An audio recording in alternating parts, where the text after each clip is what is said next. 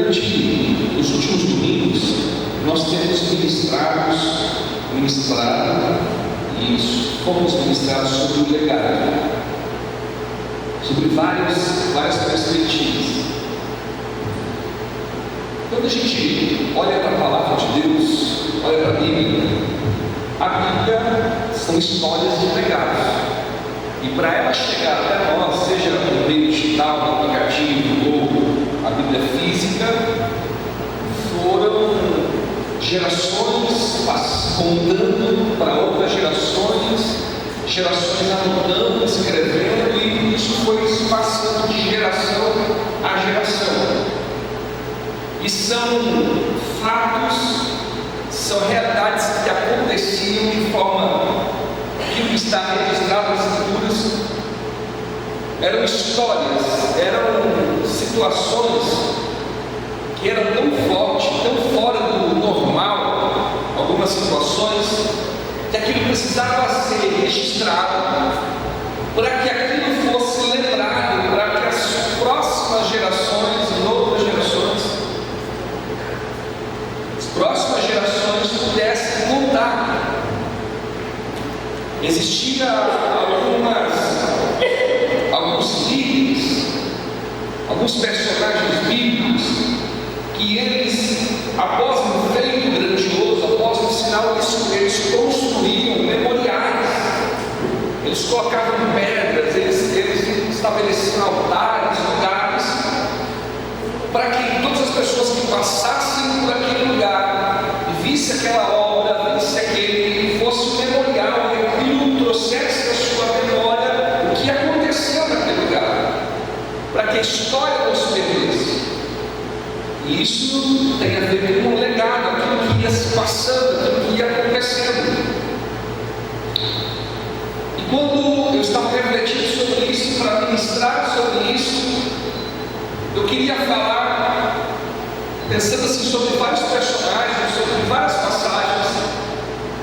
Eu queria encontrar algo, ou alguém, ou alguns homens que foram destaques diante de uma multidão, diante de milhares de pessoas, de milhares ou centenas de milhares de pessoas que tinham a mesma oportunidade, que estavam no mesmo ambiente, porém com postura diferente. Aí eu lembrei da história dos valentes de Davi. Já ministrei sobre isso, eu amo ler essa história. O pastor Alexandre ministra, no Cálice da Honra, na conferência, falando sobre um desses valentes, ou 3 desses valentes. E são homens que são lembrados, que marcam a história pela sua atitude, pelo seu comportamento, que é acima do normal. Nós estamos vivendo um tempo que nós precisamos, além de olhar para essas pessoas que fazem a diferença no nosso tempo, nós também nos posicionarmos para que a nossa geração, ou a geração que vem após a nossa, se lembre dos grandes feitos de Deus através das nossas vidas. Isso é uma responsabilidade nossa. Eu preguei uma mensagem há um tempo atrás, dizendo o seguinte: você será esquecido. Quem aqui gostaria de ser esquecido? Levanta a mão. Olha, eu quero ser esquecido, eu não quero que ninguém mais lembre de mim. Quem quer ser esquecido aí?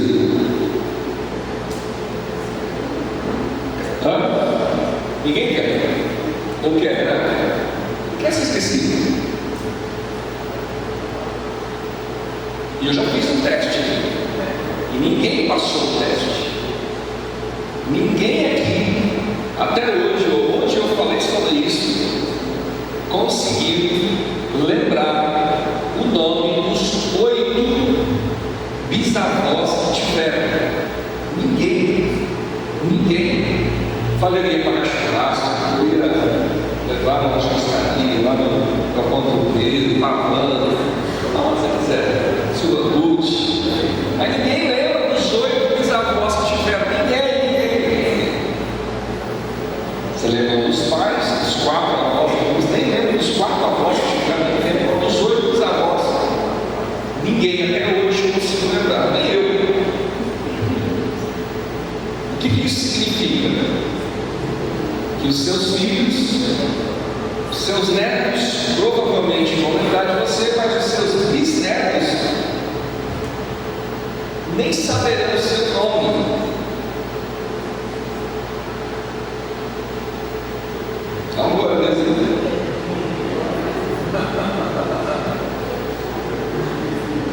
misericórdia.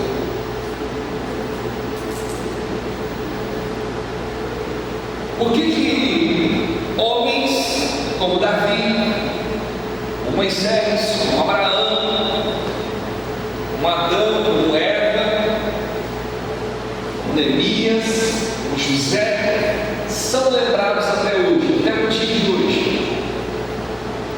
Porque deixaram marcaram suas gerações de uma forma tão poderosa que um ia contando para o outro, ia contando para o outro, ia contando para o outro, vai contando. Coisas que são marcantes. Eu queria te provocar nisso, porque a gente precisa construir. Você precisa ser uma pessoa famosa, mais famoso, mais curtido. Não, você precisa ser importante para as pessoas a qual Deus colocou você para impactar de forma direta. Seus filhos, os netos, os seus amigos. E dependendo da forma como você fizer isso, isso será repercutido, isso será lembrado. As gerações contarão a tua história. As pessoas falarão a teu respeito. E eu queria falar então hoje, nessa manhã, sobre as características de um valente. Falando sobre os valentes de Davi, homens que deixaram marcas, homens que deixaram legado, homens que fizeram a diferença na sua geração para esse tempo. E olha só, talvez os corajosos de hoje, os valentes de hoje, não são aqueles que levantam espadas ou armas, mas são pessoas que se posicionam de forma consciente. Não sei se você percebe, mas nós estamos em uma guerra, nós estamos em uma batalha. Eu falei muito sobre isso na semana passada. Você olha para as notícias, você olha para as campanhas que está acontecendo essa última semana, é visível uma grande batalha. A grande batalha espiritual. E nós precisamos, como valentes, nos posicionarmos. E qual é a característica desses valentes? Nesse texto, vamos ver 3 versículos aqui, e você vai perceber 3 características diferentes que quem quiser deixar uma marca, construir uma história, construir um legado, precisa pensar sobre isso. E a primeira característica é: o valente, ele vence lutas improváveis. Fala comigo assim: ele vence lutas improváveis. Pergunta para quem está perto de você: você já venceu alguma luta improvável? O que é uma luta improvável? É algo que naturalmente você perderia. Aos olhos normais, você conseguiria conquistar algo. Talvez a tua esposa, talvez o teu marido, talvez o trabalho, talvez aquilo que você coloca, venceu uma enfermidade, aquilo que era improvável. Mas aconteceu. Uma das características do valente é que ele vence lutas improváveis. Olha só o versículo que está na sequência, tem o telão também. 1 Crônicas 11:11 diz assim: o primeiro, aqui está contando a história dos versículos anteriores, vai contar sobre os nomes dos valentes de Davi. Aí é nomeado alguns principais. E diz o seguinte: o primeiro foi Jasobeão, do grupo de famílias de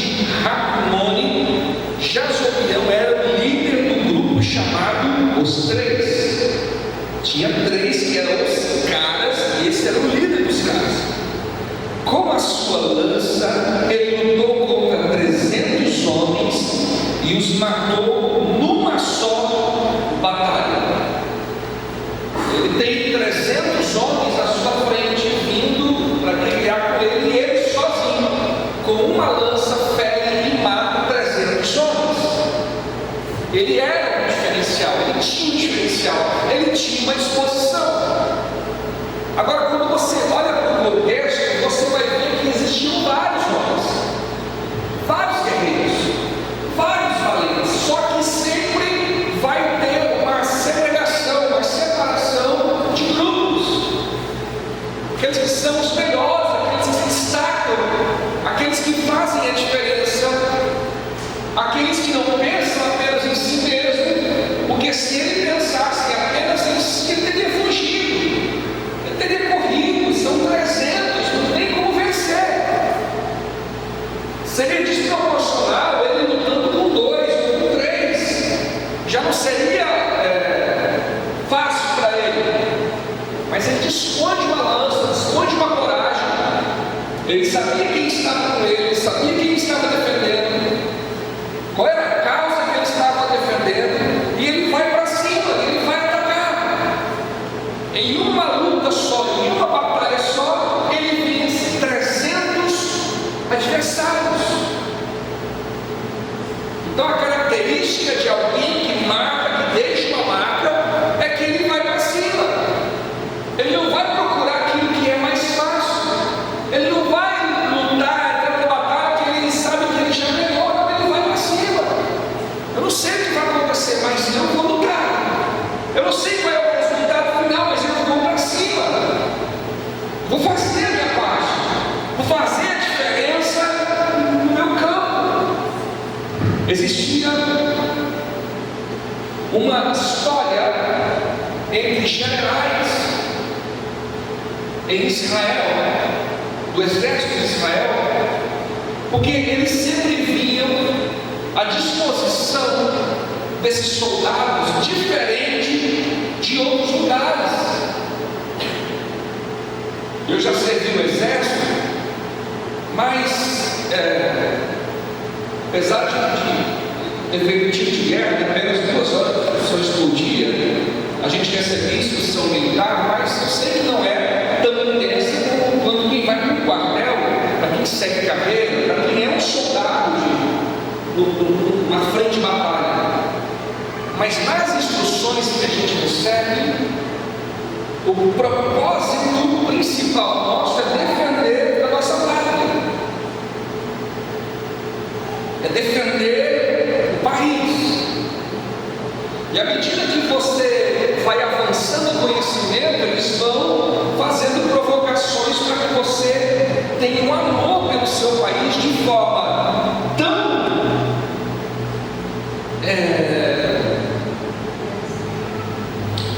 tão intensa, que você esteja disponível a, se precisar, se colocar à morte.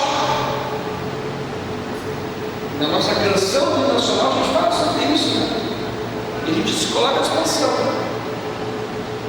E num dos treinamentos militares do exército de Israel, eles viam sempre uma disposição muito rápida dos soldados, não havia questionamento, eles se colocavam à disposição. E geralmente em missões que eram praticamente suicidas. Eles iam morrer, mas teriam que ter aquela resistência para proteger. Como é que você faz isso? Como é que você vai vencer? Alguns têm que morrer para que outros possam viver.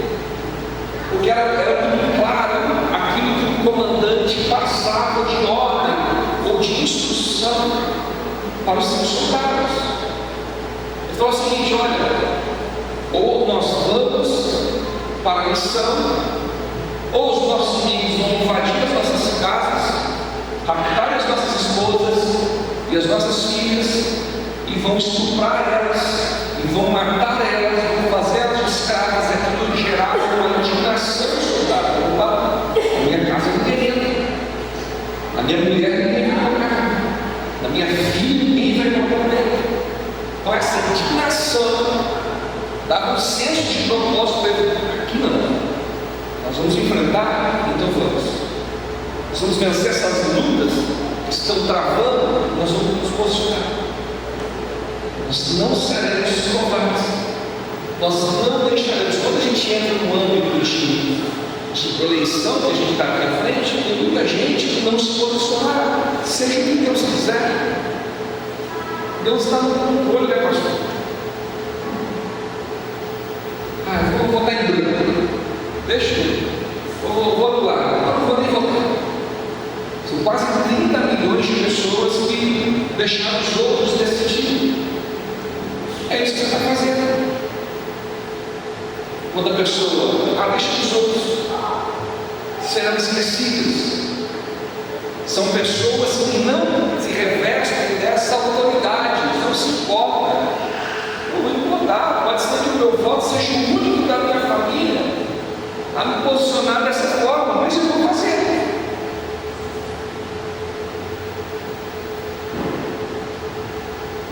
Então uma das características do valente é essa, ele vence lutas improváveis, porque ele tem um senso de propósito tão grande, eu vou lutar, eu vou para cima, eu vou enfrentar. Então esse primeiro nome foi esse. Segunda característica de um valente, de alguém que marca a sua história, ele defende o seu território. Ele defende, ele cuida daquilo que é seu. A gente às vezes comenta, né, existe um dito assim que as pessoas falam, né, que a grama do vizinho é sempre mais verde, sempre mais bonito. Por quê? Porque o vizinho. Por quê? Porque o vizinho cuida. Dá trabalho manter uma grama verde. Dá trabalho manter uma grama. Dá trabalho cuidar. Você tem animais, você tem cachorro, você tem gato, você tem passarinho. Dá trabalho criar filhos. Dá trabalho criar filhos. Dá trabalho cuidar de uma casa. Dá trabalho cuidar de uma empresa. Dá trabalho administrar os teus estudos, cuidar do seu carro, da sua moto. Trabalho. Eu comecei a deixar barba, você vai ter um trabalho esse negócio aí. Renato foi em casa semana passada para dar uma aula. Renato pegava a bola, ele não vai, você vai cheio de dia lá. Aí ele foi lá. Aí ele foi em casa semana passada, ele estava comigo, né? A gente passou a tarde junto lá, ele levou lá os olhos, levou os negócios lá, quase foi muito. Eu falei para esse pastor que eu vou jogar tudo, né? Todo mundo vai. Por quê? Porque dá trabalho.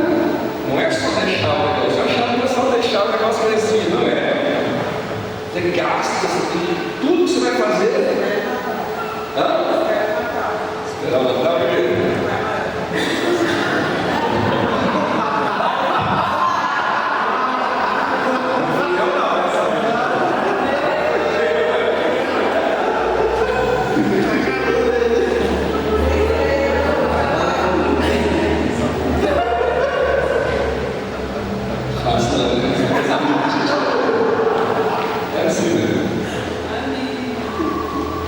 Então dá trabalho. Custa caro você cuidar da chave. Essa não é. No próximo versículo aqui. Olha só o que esse camarada fez. Eleazar lutou ao lado de Davi contra os filisteus na batalha de Pas da Mina. Ele estava numa plantação cevada quando os israelitas começaram a fugir. O que os israelitas fizeram? Começaram a fugir. Mas ele estava dentro de uma plantação que era muito importante para Israel. Era aquilo que trazia suprimento para a família. Quando os filisteus começam a dar voz, começam a se acampar de volta, e que vão invadir, vão dar, todo mundo, os covardes começam a fugir. E não é qualquer homem que começa a fugir, os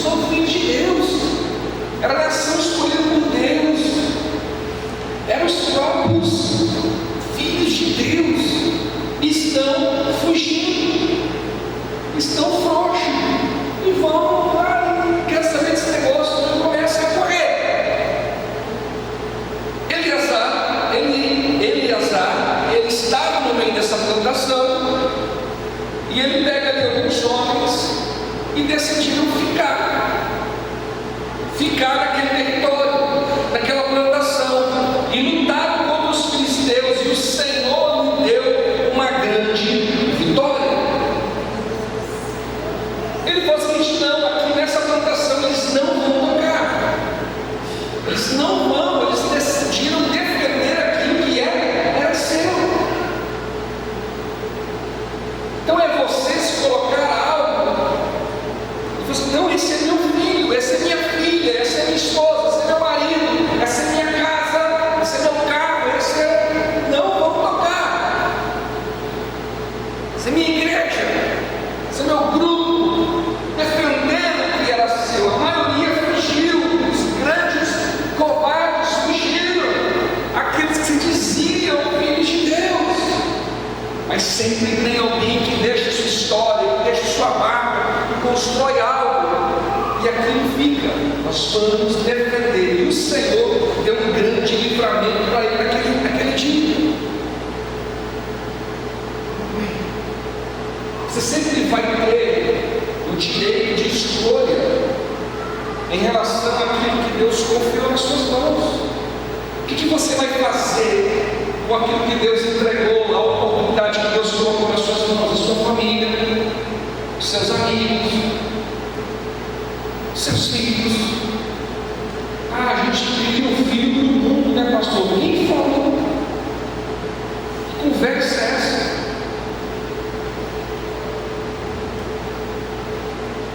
E eu já vi pastores falando: eu já perdi meu filho do mundo. Que conversa é essa? Nem sempre você tem a certeza que os seus filhos, você não sabe das decisões que ele vai tomar, as escolhas que eles vão fazer, mas você precisa defender. Eu vou defender, eu vou cuidar.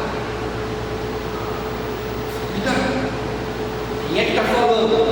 Quem é que está influenciando? Quem é que está falando no ouvido da minha filha? Porque a minha filha está assistindo, porque meu filho está assistindo. O que ele quer fazer? Que eu posso estar junto? Eu preciso defender, eu preciso cuidar. Existe um versículo da Bíblia que fala que o valente vem e invade uma casa, e ele só não faz isso quando o valente que está dentro da casa é maior do que o valente que é.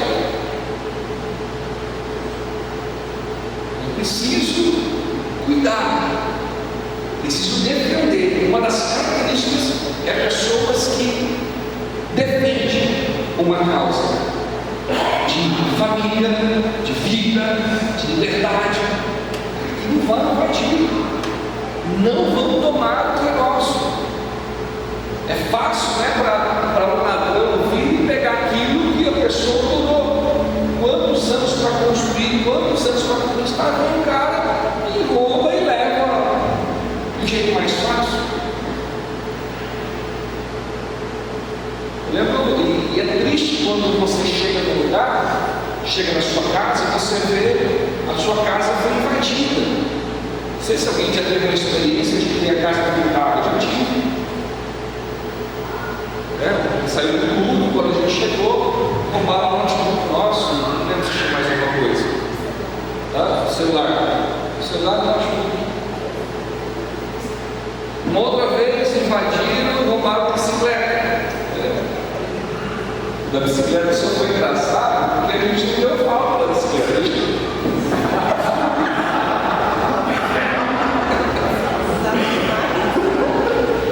Sabe que você usa demais, né?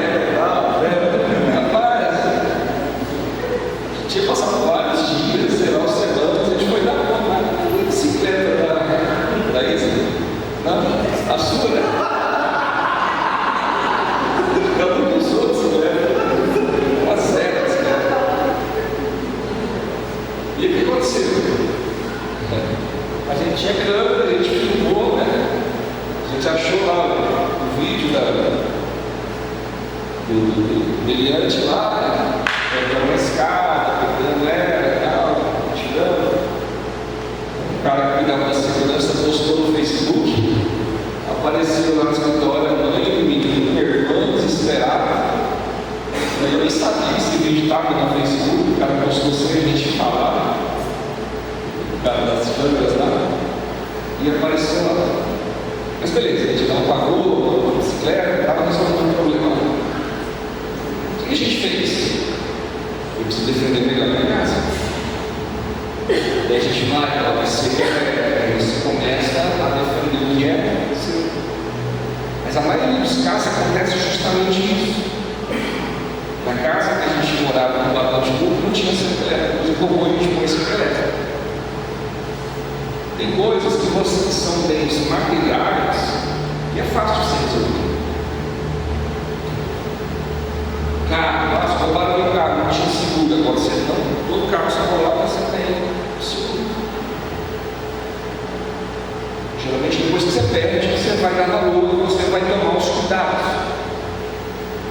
Saúde, você passa um problema de saúde, depois você vai dar valor se você tivesse um plano de saúde. Seria melhor. Resolve todos os problemas, mas é melhor do que você não ter um plano de saúde.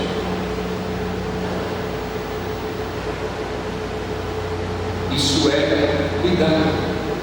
Isso é defender.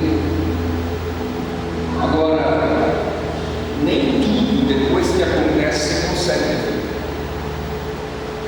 De repente houve uma negligência, uma falta de cuidado, uma falta de atenção. Quando você vê que você já perdeu alguém. E a gente vai chorar. E a gente vai se lamentar. Justamente se a gente tinha a oportunidade de fazer diferente, a gente não fez, negligência. Vou deixar. Vai ser como Deus quer.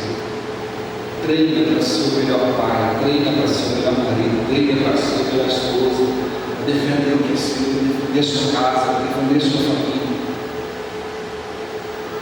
A defender começa dentro da sua casa.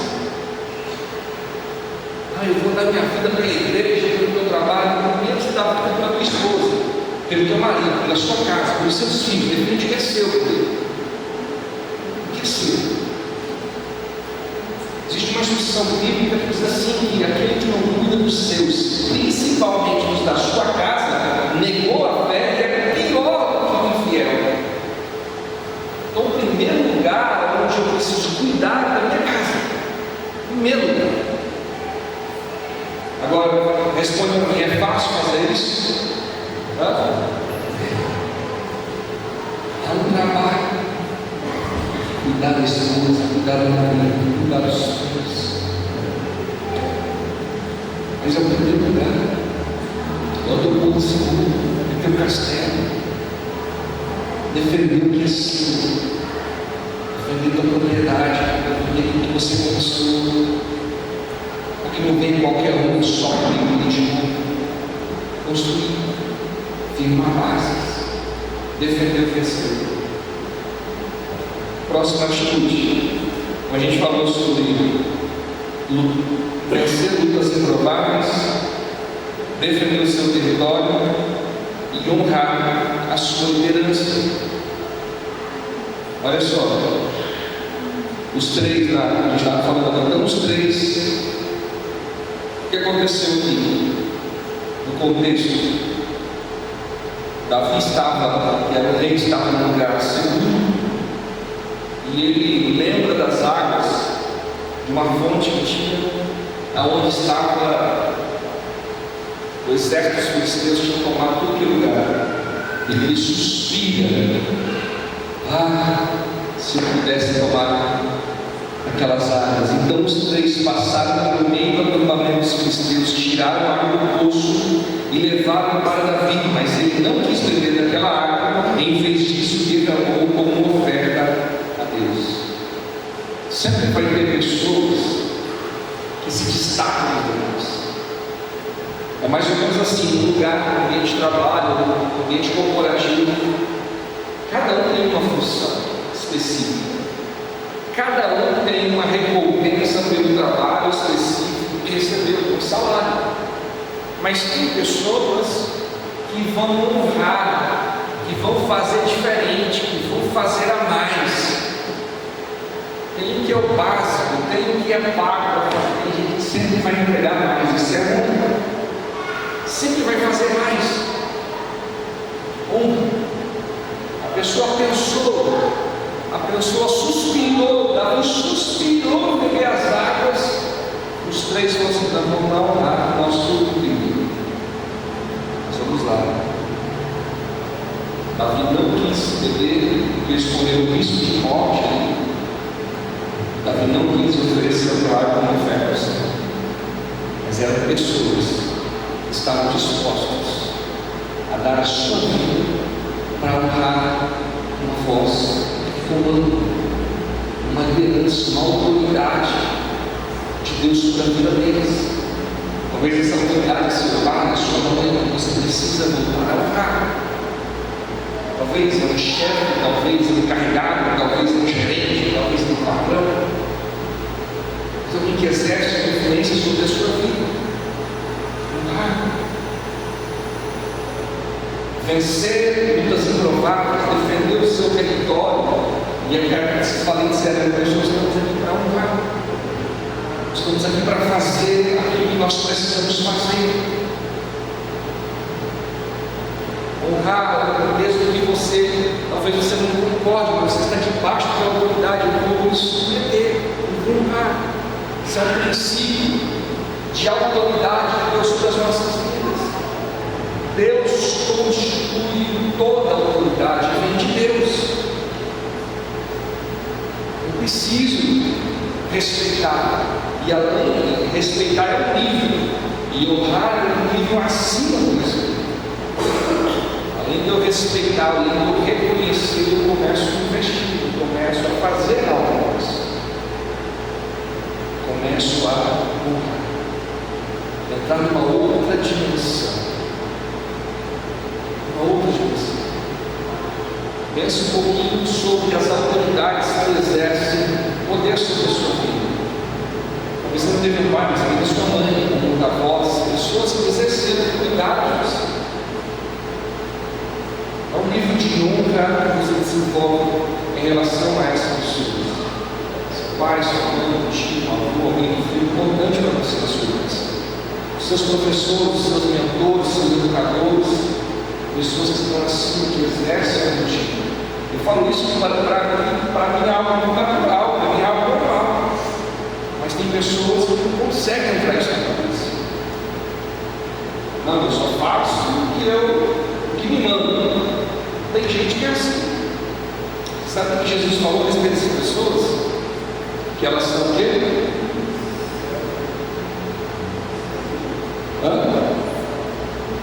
Servo inútil. Jesus falou: se você só faz o que é mandado você fazer, você é um servo inútil.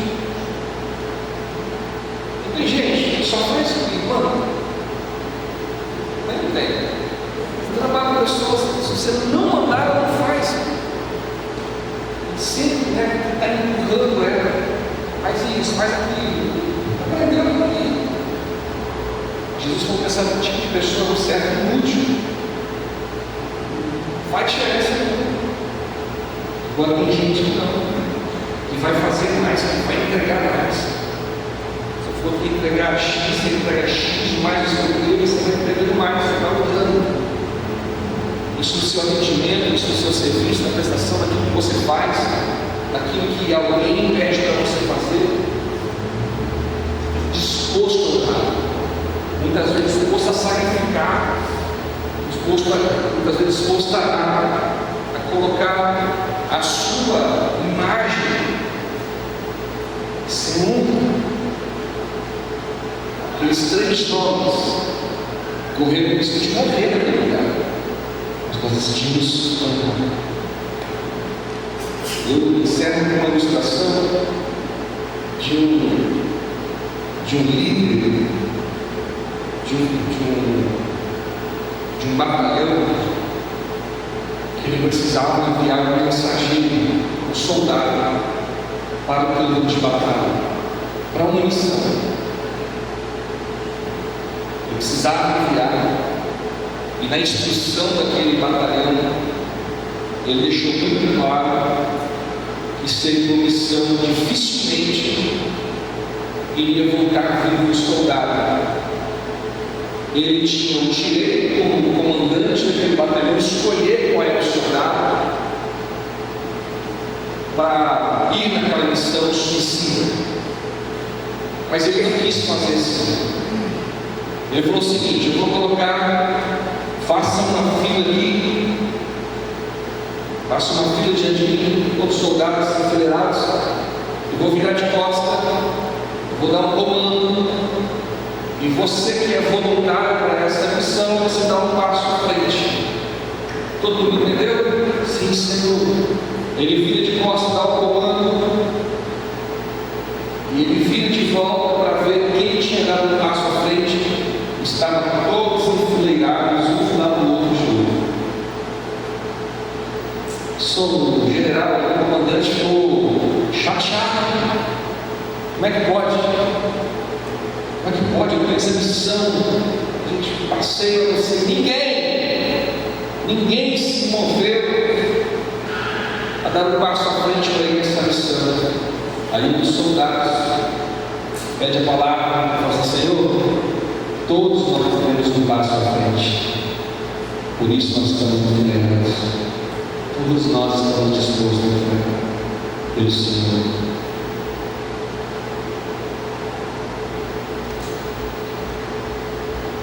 Na luta que nós temos, seja para a família, seja no Evangelho, seja nos negócios, seja em tudo que Deus vai colocar nas suas mãos, você sempre vai ter a oportunidade de agir como um valente ou como um comum qualquer. Provavelmente será esquecido, será contado como um servo inútil. Mas em todas as lutas que você enfrenta, em todas as oportunidades que você tem a chance de se tornar um valente. Se alguém fizesse uma pesquisa sobre você, se alguém conversasse com a sua esposa ou com o seu marido a seu respeito, se alguém conversasse com os seus filhos a seu respeito, com os seus pais a seu respeito, as pessoas que trabalham com você, se elas perguntassem se essa pessoa se considera, colocando essas características, um valente ou normal, como você acha que seria a resposta?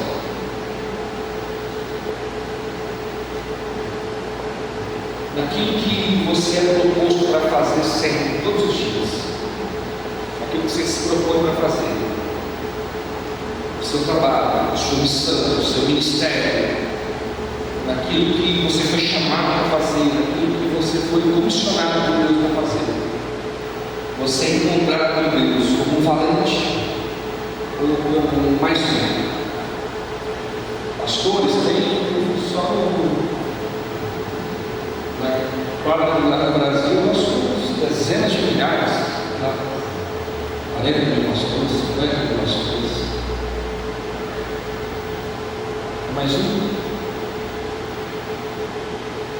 defende o território, defende o terceiro, não faz.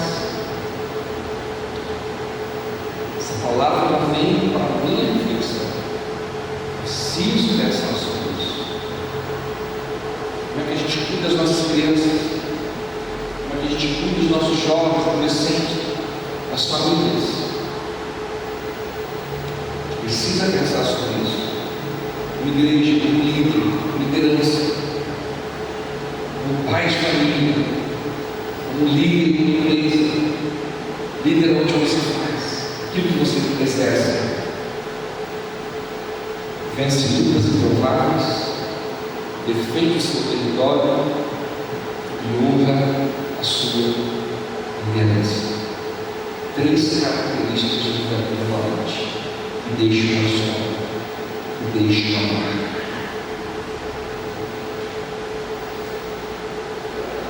Mas quando eu digo de novo para você, você será esquecido? Sim ou não? Sim ou não?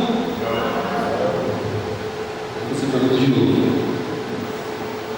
Você será esquecido?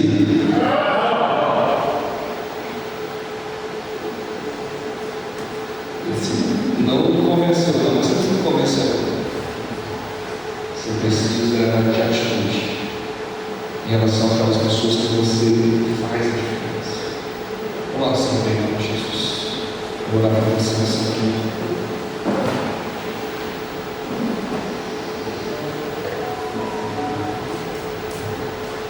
Nós estamos vivendo um momento importante na nossa história.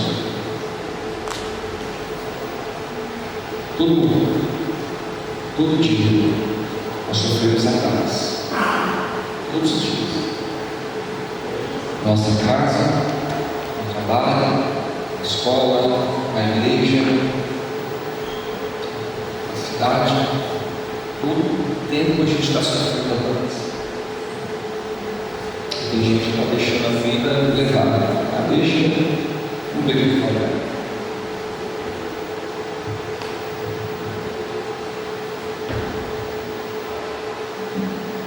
A igreja foi construída por valentes.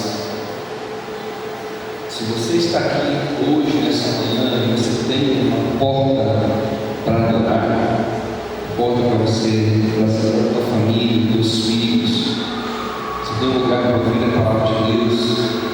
Existem muitos homens e mulheres que sacrificaram a si. Alguns padeceram sangue. A igreja primitiva, quando a gente vê a história da igreja, que não se conformou, não aceitou o impedimento da igreja. Muitos mártires foram mártires por amor, não negaram. Então, a igreja, povo de Deus, cristão, não dá para ser mais ou menos, não dá para ser cristão mais ou menos, não dá para fazer mais ou menos. Tem que se posicionar como valentes, verdadeiros valentes. Essa é uma semana que a nossa nação precisa da igreja. Hoje é um dia, como o Chico falou, né, galera de Natal, o Ministério da Associação está nos alertando, né, falando sobre hoje um dia de consagração nosso. Nossa igreja está orando pelo Brasil, nossa casa está orando, a gente está se posicionando para isso. Essa é uma semana que a gente precisa intensificar a nossa oração, o nosso posicionamento. Não, eu já sei, pastor, eu vou fazer a minha parte, já sei o que eu vou fazer, e eu vou lá e vou votar. Eu não tenho a ver só com você. Tem a ver só com você. Quantas pessoas que você pode influenciar, você pode conversar, você pode convencer. Hoje eu estava ouvindo o apóstolo René Terra Nova, falando. Ele falou assim: olha, quando a gente começou a igreja lá atrás, Deus me deu a visão de um projeto que era 1 mais 1 igual a multidão, e a gente começou tudo pequeno, começou tudo muito reduzido. O projeto era eu mais 1 igual a multidão. Todo mundo que chegava na igreja, o foco era: eu preciso de mais 1, eu preciso ganhar mais 1. E todo mundo que chegava, eu preciso ganhar mais 1. E essa ficou a cultura da igreja. Não lembro qual era a igreja de Deus, a igreja da paz? Restauração? Batismo? Era batismo, né? Então ela foi crescendo uma enorme igreja no Brasil, e a cultura da igreja era: eu mais 1 igual a multidão. Eu mais 1 igual a 2, a gente acha, né? Só eu. mas não, é a multidão, isso vai se multiplicando. E ele falando, né, sobre o projeto, também sobre a eleição que está por vir, e ele falou assim: a gente precisa se posicionar com isso nesse mesmo projeto. Eu estou trazendo a igreja para o mesmo projeto para a eleição. Você, mais um, a gente ganha. E por que eu estou falando isso? Porque eu vejo pessoas cristãs, membros do corpo de Cristo, que sabem, que se posicionou já sabe qual que é o certo, mas que não fala nada, não postam nada, não falam nada, não conversam com ninguém, a gente não se posiciona.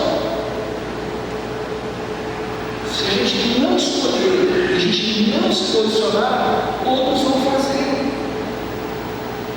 Então use essa semana para você multiplicar aquilo que Deus colocou dentro de você.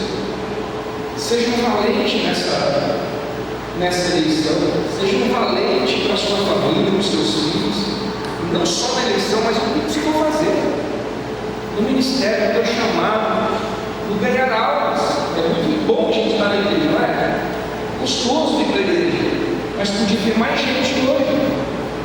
Se você não, vou ganhar mais um, vou trazer mais um. Domingo que vem é domingo de encontro com Deus. Talvez é o domingo que você vai poder trazer um amigo, para ter um encontro com Deus. Eu, mais um, igual a multidão. Fazer diferença na vida de alguém. A gente possa ser conhecido. A igreja do Senhor seja conhecida como valentes. A história da igreja não é uma história morna, é uma história quente, de pessoas bem posicionadas. E eu quero orar por valentes só aqui nessa manhã, homens e mulheres valentes. Sabe, se olhar aqui na frente, nós vamos orar com isso. Eu queria que você viesse aqui à frente, desse as mãos, a gente vai orar como família. Nós estamos no tempo de clamor no Brasil, nós estamos clamando pelo Brasil hoje, essa semana toda, já faz alguns dias. Isso, dê as mãos, todo mundo dê as mãos. Uma grande corrente.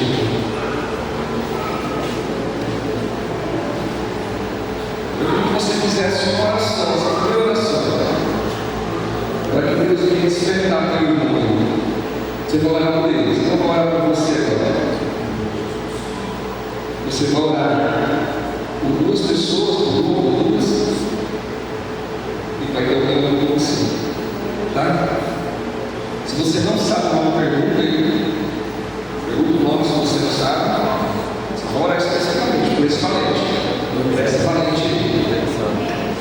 Começa a orar, certo? Eu vou vai cantar, vai adorar. Adoração também é uma arte. Vamos adorar. Quando a gente vai adorando, você vai orando, recebendo esse valente. Olha aí. Pai, Donizete é teu filho. Dê graça a ele, despertando ele daquilo que o Senhor chamou para fazer, revelando os teus desígnios.